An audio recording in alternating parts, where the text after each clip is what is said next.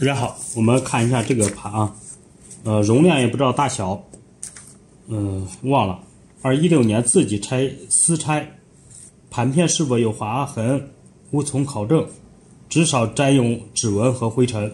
希望师傅可以恢复旧盘的数据，与新盘一并寄回。这种盘自己开过了，然后大小也不知道。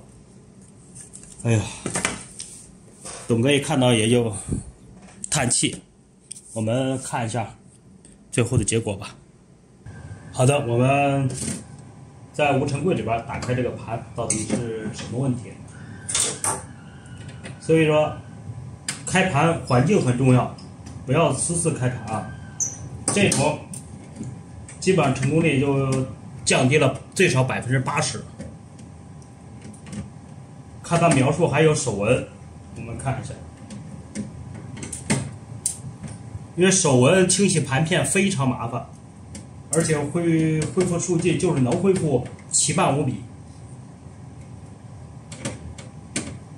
硬盘的要求环境非常的重要啊。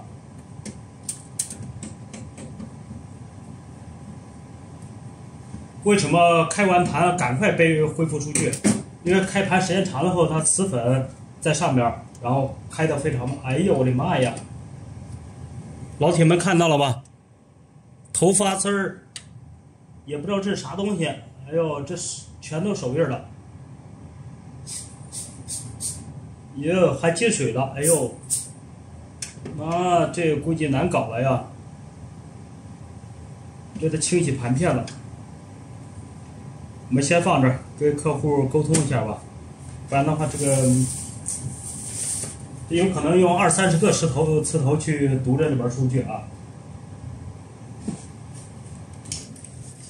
所以建议大家不要去自己私自开盘啊，这需要专业的设备空间。